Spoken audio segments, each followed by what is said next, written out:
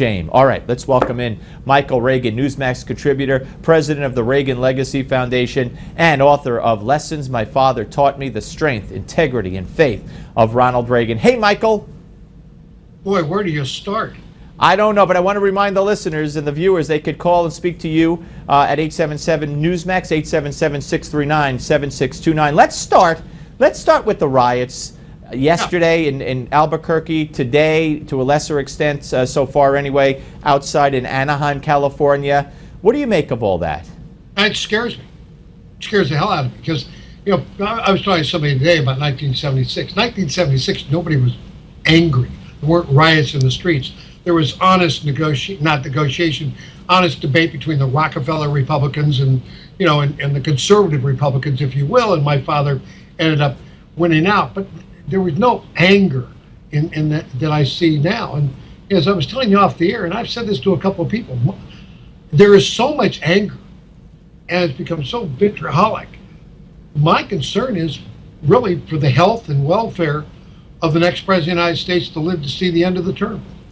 So you have fears that they might be, God forbid, victim of an assassination, or if not an assassination attempt? So, an assassination attempt, because people are so angry that if their person doesn't win, they're going to find some reason why that person didn't win, and they're going to blame someone for it, and not good is going to come from it. It doesn't matter who it is, whether it's Hillary or whether it's Donald Trump. The anger and the riots are just outrageous. That what is going on, and what's fueling the anger, of course, is the debate about all that's going on in the world that we live in today. And I can only hope and pray that both candidates at some point will try to calm, you know, their supporters and their followers, so that it's more of a debate about real issues in the world between them, instead of the hand grenades back and forth, if we will. By the way, you almost get the feeling that Elizabeth Warren is running for vice president of the United States, because that's what the VP normally does. Yep. She's the attack dog right now. You're absolutely right. Wouldn't that be something? Hillary and Elizabeth Warren. Let's turn our attention to Hillary, Michael. This report by the Inspector General of the State Department is very, very damning, and perhaps the most damning is that she refused to cooperate with the investigation. Oh, absolutely true. But what other media outlets are not reporting, which is the important issue here, is the fact that she may say, well, everybody's done it, but she is the only person who's ever had their own private server in their home. And it's really about that server in her home that is the issue that should be being discussed by all the media. Instead, they give her cover by trying to say, well, everybody does it. My gosh, this person did it, this person. But none of them had their own private server sitting in their house. Absolutely. They're unprecedented. And everything she did, she said, was allowed. And obviously, this report says, it wasn't allowed. You broke every rule possible and put security at risk. So going forward, she's going to have a lot of explaining to do. Let me ask you about the Elizabeth Warren role. I mean, if there were a Clinton-Warren ticket, what would that mean? Wow. Well, it'd be great for media. It'd be great for the media. I can tell you, they'd be having the time of day. But you know, the sad thing is, here's the downside of that. Elizabeth Warren makes Hillary Clinton look terrible, because when she goes out and speaks and tries to come up with some issue to talk about Donald Trump, she really looks like a fool. She can't get her words out. She's trying to remember what she's supposed to say to put Donald Trump on the defensive, which is just never going to happen. Right. Where Elizabeth Warren goes out and does the attack dog, sounds more coherent in her attack against Donald Trump than Hillary ever did. So it makes people maybe second guess and say, maybe we shouldn't have gone with Hillary, because she doesn't have what it takes to go after Trump. And that might be very well for Trump in November. Interesting. All right, folks, let's get to your phone calls. Of course, here on Newsmax TV, we want to hear from you. We do hear from you. This is the only place that you could have your voices heard on national TV, prime time. Newsmax television. 877 Newsmax, 877-639-7629. Let's go to George from Batavia, Illinois. Hello, George.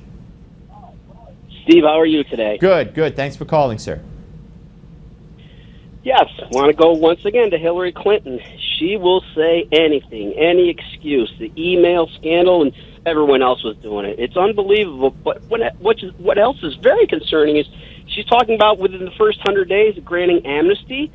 And, here's my point. They say it's un-American to build a wall. I'm going to tell you what's un-American. It's un-American to let illegals come in here, get on all the social services, and then make the American taxpayer pay for that. While my insurance has gone way up and my insurance is horrible. I have horrible health care.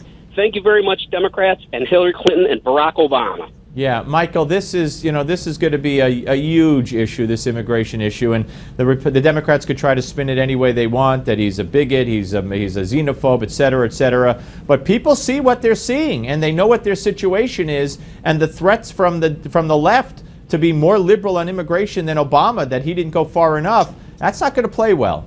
Yeah, it's not going to play well at all. And it's interesting that you have a Congress and a president who can't find a way to come together and figure out some kind of immigration policy that's going to really kind of work for everybody. I think, you have your caller, George, really hits on something, the fact that, okay, to come here illegally is one thing, but then to be able to partake in all the other stuff that California and the rest of the country have to give, the health care, the driver's licenses, the unemployment, the Social Security, all those other things that you get simply by, almost like the Cubans with the wet feet, dry feet.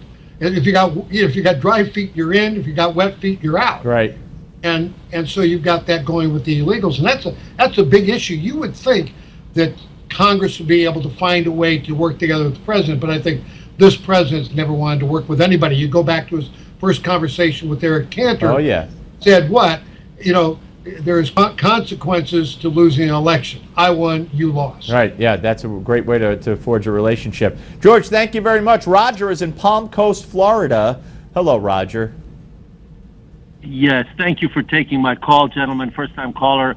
Steve, great show the other night with the fiance of Chris Stevens, his fiance, ex-fiance. Democrat, who's going to be opposing Hillary because she didn't do everything she could to save those brave Americans in Benghazi. For Michael Reagan, my wife and I brought back a piece of the Berlin Wall, which came down because of President Reagan. Reaganomics and peace through strength were the two virtues that we admire so much about your father, Mr. Reagan. Of the possible tickets, we think it's going to be Biden, Julian Castro, because we don't think that either the Democrats or the GOP are going to pick from the Senate, because the Senate is so very close because of its importance for the Supreme Court. So we think it's going to be a Biden Castro ticket to bring the Hispanics. All right, let me get to Michael Reagan. You think? Yeah, I don't think Hillary's not going to reach out and get Joe Biden. No. Joe Biden doesn't want to be vice president again for any length of time. Trust me. He'd rather see Hillary go by the wayside so he can jump in without having to spend all the money at this point. As far as Trump, you never know what Trump's going to do. I mean, you really don't. I mean, he's telling you he's a military guy. He tells you he needs a member, somebody from Congress. Yeah, to navigate the Congress. It's going to be interesting. I don't know where he's going to go. Michael, stay where you are. Roger, thank you very much. Please call again. More of your calls with Michael Reagan. Plus, Rick Unger hits the streets next. Don't go away.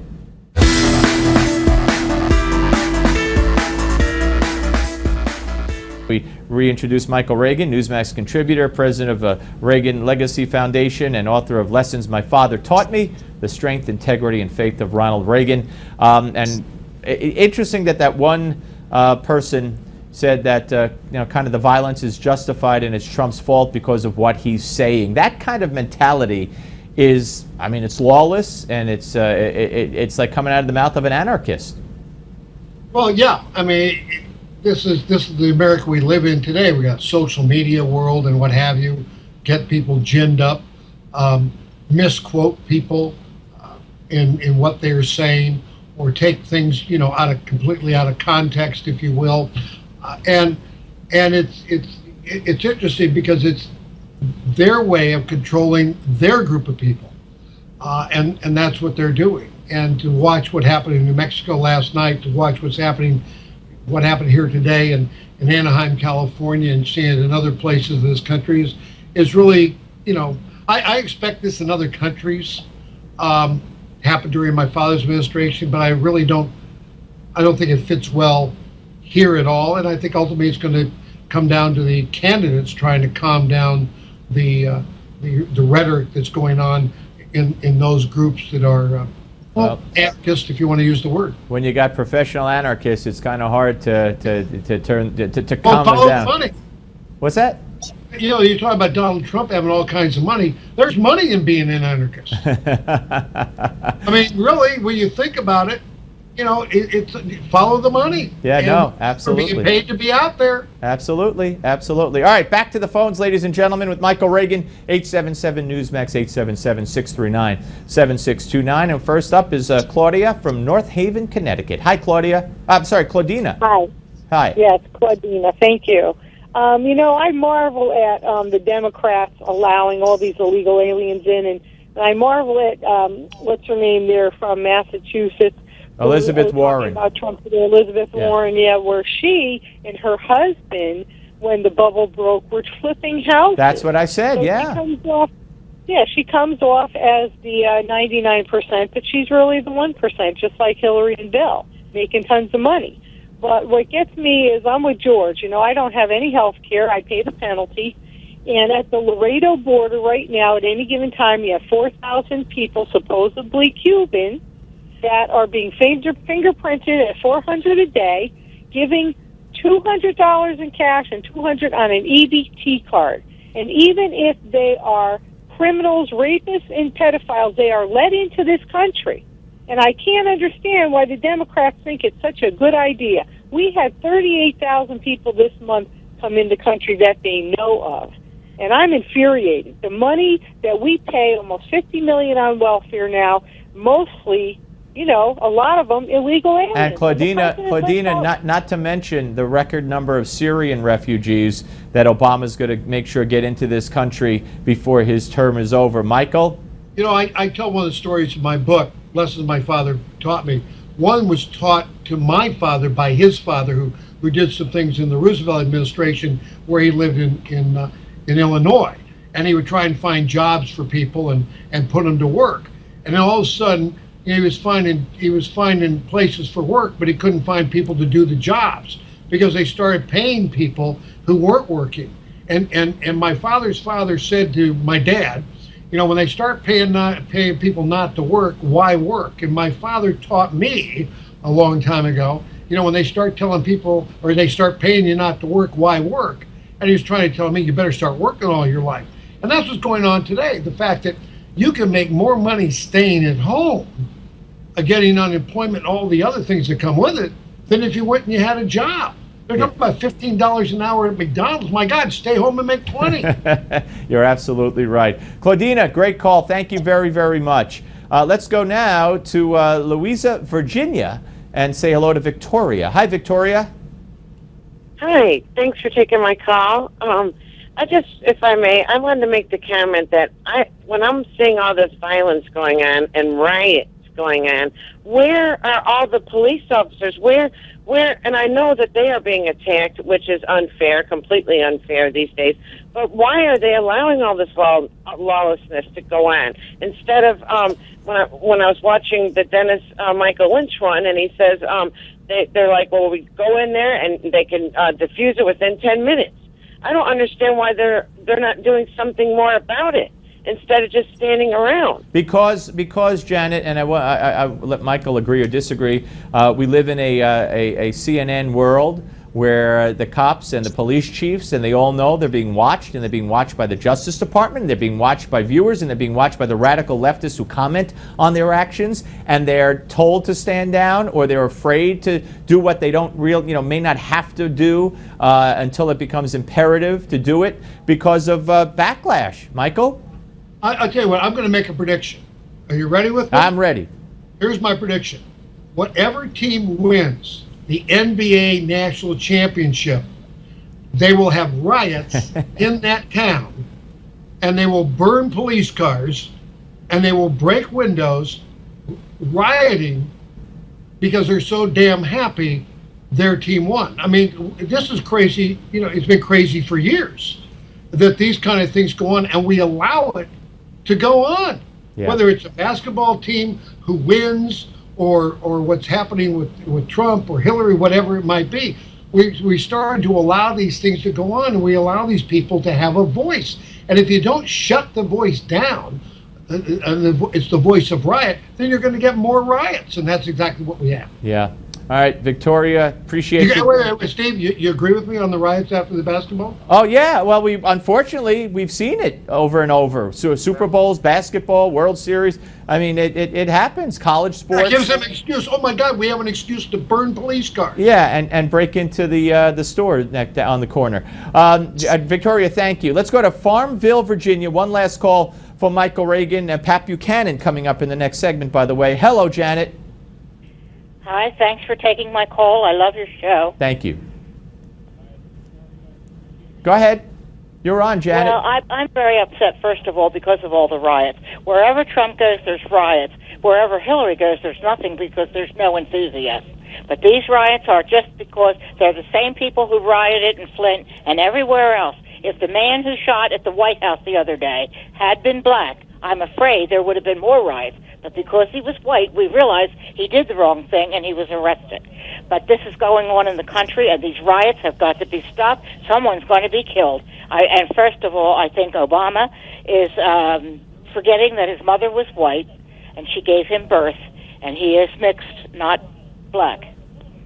Well, you know, whatever parameters are used to judge one's race, it comes down basically to what you identify as. But Michael, we got a minute. Janet, thank you very much. Please call again.